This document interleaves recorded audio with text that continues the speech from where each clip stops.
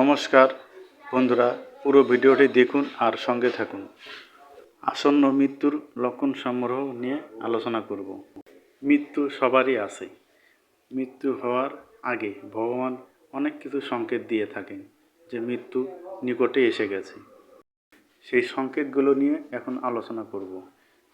আরও নতুন নতুন ভিডিও পেতে আমাদের চ্যানেলটি সাবস্ক্রাইব করে সঙ্গে থাকুন।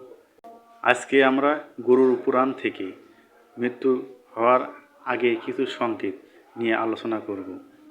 গরুর পুরাণ অনুসারে মৃত্যু ঘনিয়ে আসার আগে একজন ব্যক্তি কিছু নির্দিষ্ট সংকেত বা লক্ষণ পেতে শুরু করেন।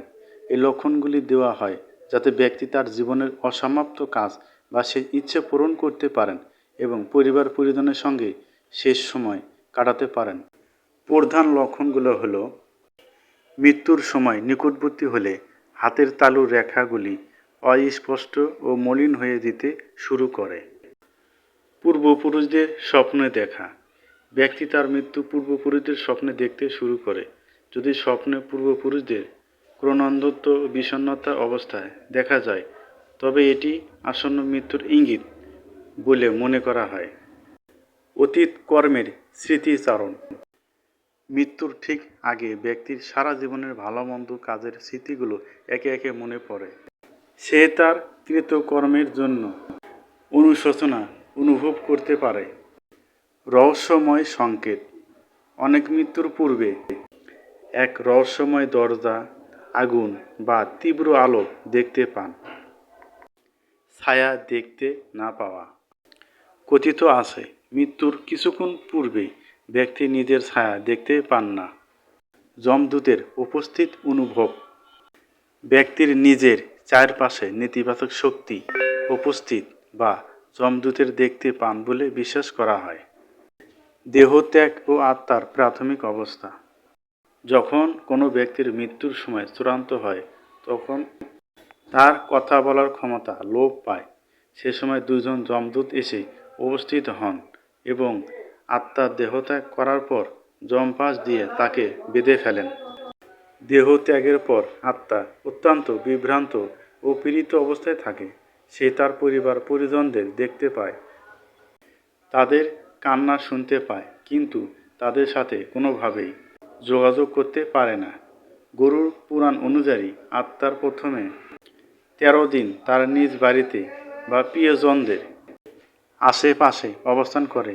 এই সময় সে তার নিজের অন্ত্যেষ্টিক্রিয়া এবং শ্রাদ্ধ অনুষ্ঠান প্রত্যক্ষ করে। অন্ত্যেষ্টিক্রিয়া ও শ্রাদ্ধ কর্মের গুরুত্ব। গরুর পুরাণে অন্ত্যেষ্টিক্রিয়া ও শ্রদ্ধা কর্মকে অত্যন্ত গুরুত্ব দেওয়া হয়েছে। এই ক্রিয়াগুলি মৃত্যুর আত্মার পরলৌকিক যাত্রাকে সুগম করে। পিণ্ডদান। মৃত্যুর উদ্দেশ্যে অর্পিত পিণ্ড বা অন্য জল দ্বারা আত্মার একটি সূক্ষ্ম শরীর লাভ করে যায়, যা তাকে যমলোকে যাওয়ার শক্তি যোগায়। অন্ত্যেষ্টিকালে নির্দিষ্ট পিণ্ডি দান না করলে আত্মার যাত্রাপথে বাধা সৃষ্টি হয় বলে মনে করা হয়। অশৌচ ও শ্রাদ্ধ। মৃত্যুর পর অশৌচ পালন করা হয়। এ সময় গরুর পুরাণ পাঠ করার প্রথা প্রচলিত আছে। এর মাধ্যমে পরিবারের সদস্যরা আত্মার যাত্রা, স্বর্গ নরক এবং কর্মফল সম্পর্কে জানতে পারে এবং মৃত ব্যক্তির আত্মার শান্তি কামনা করেন। ত্রয়োদশ দিনে শ্রাদ্ধানুষ্ঠান সম্পন্ন হলে আত্মা তার সূক্ষ্ম শরীর ধারণ করে যমলোকে উদ্দেশ্যে যাত্রা শুরু করেন। যদি এই ক্রিয়াগুলি সঠিকভাবে সম্পূর্ণ না হয়, তবে আত্মাকে যমলোকে প্রচণ্ড কষ্ট ভোগ করতে হয়। যমলোকে আত্মার যাত্রা। 13 দিনে শ্রাদ্ধ কর্ম সম্পূর্ণ হলে যমদূতেরা আত্মাকে নিয়ে স্বর্গ যমলোকে যাত্রা শুরু করেন। এই যাত্রা অত্যন্ত দীর্ঘ ও কষ্টকর বলে বর্ণিত হয়েছে, যা সম্পূর্ণ হতে মোট 47 দিন সময় লাগে। এই যাত্রাপথে আত্মাকে ভয়ঙ্কর বেত্তরণী নদী পার হতে হয়। যারা জীবনে পুণ্যকর্ম করেছেন তারা সহজে এই নদী পার হতে পারেন, কিন্তু পাপী আত্মাদের জন্য এ পথ অত্যন্ত যন্ত্রণাদায়ক হয়। যমলোকে পৌঁছানোর পর ধর্মরাজ যম আত্মার পাপ পুণ্যের বিচার করেন। তার কর্মফল অনুসারে আত্মার স্বর্গ বা বিভিন্ন নরকে লাভ করেন।